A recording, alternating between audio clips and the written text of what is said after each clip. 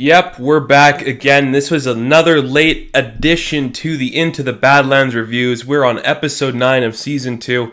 We're coming to that finale, and my god, is it going to be a good one. It's going to be a spicy meme of a finale, because this episode was incredible.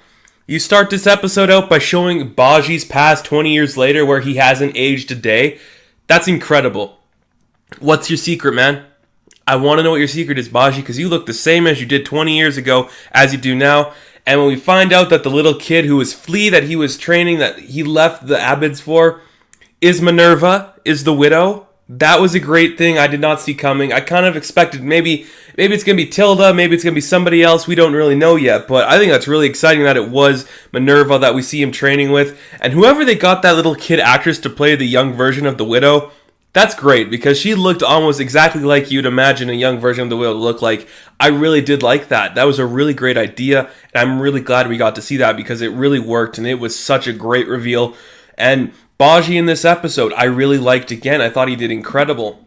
Nick Frost has really found a way to make this character more than just the comedic fat guy, and I'm really appreciating that that's the story they're going for, because the character, he's an integral part to the whole story going forward, and I can't wait to see more going on with him. Baji was a great addition in this episode. He just killed it, and everything about him. And when he finally meets Minerva again, I really like that. You can see, like, she feels like she was abandoned. She feels abandoned, and I did like that. And you can see Baji doesn't want to have that feeling, and you can tell there's a really good chemistry dynamic between the two that you don't really know which side you want to be on. Did Baji abandon her? Did she do something to him? There's a lot going on there. I love it. I love that we're seeing this side of Baji. It just really helps compel his character to a new level and do more with him. And it's going to be really exciting to see going forward. I cannot wait to see what this goes with. And we got one episode left, and we were renewed. Thank God we were renewed. 16 episodes for season 3. That's great. That's Walking Dead level number of episodes. So that gets me really excited that we're going to actually have a lot going on for this show. It really gets me excited that way. So who else can we talk about here? Sonny was really good in this episode, I will say. A couple episodes back, I thought he was kind of off a little bit. Wasn't really the best for him, but I really did like him in this episode. I thought he did great.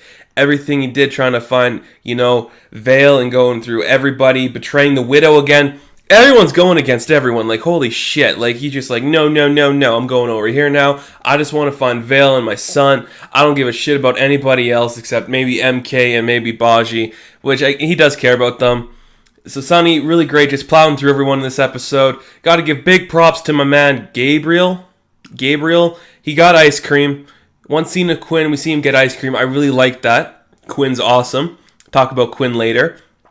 But Gabriel, this kid who we just see, Quinn kind of shows him, like, I want you to have this ice cream. You're the one person here who knows the ice cream. I can't do a good Quinn, but I can say that Gabriel was really good in the limited screen time he had, because there you go, he gets ice cream. He's on a secret mission for Quinn to do something great, pretending like he betrayed Quinn and he's not a cog anymore, so he's coming in here, he's going to do something, and we get him with the widow, and we get him with Tilda and Sonny, and what happens? Did you hear that snap? Because he blows up. He's a bomb. Suicided the shit out of that fortress for the widow. That was awesome.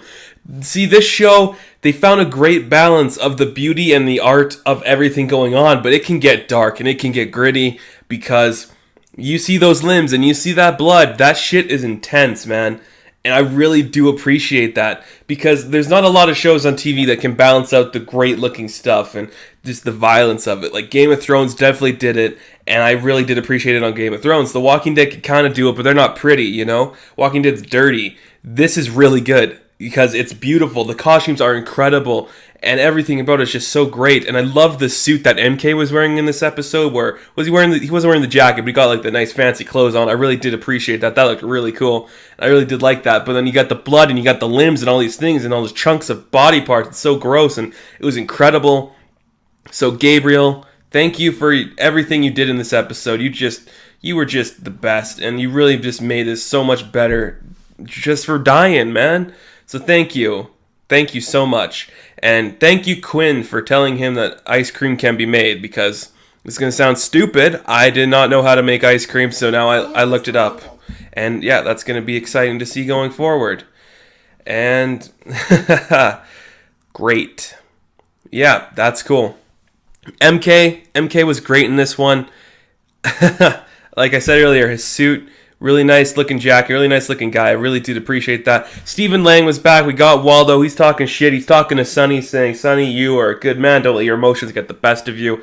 It got the best of him. What can we say? Sonny, he's going crazy. People blew up. He's escaping. He's got enemies of Quinn, with the weird Mad Max garbage people, with that Shadow. It was a Shadow? No, Shadow is from American Gods. Who's the other? Silver Moon. Now the Widow. Way to go, Sonny. And there you go. Oh my god, this is such a terrible review. I'm ranting again. But whatever. So, yeah, one of the best parts of this episode, and I've had problems with this character before. I've said them on some of my earlier reviews. Tilda. Tilda is a character that I have not really felt for. I haven't really cared about the things she's done as a character.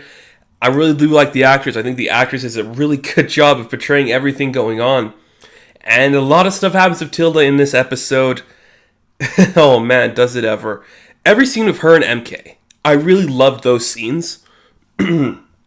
Because those scenes, they showed how much of good screenwriting we can get from this. Because they love each other. There's an underlying factor there that they kind of care for each other. We've seen that in season 1. Tilda was kind of into him more, but now you can see MK's kind of like, yeah, okay, yeah, yeah.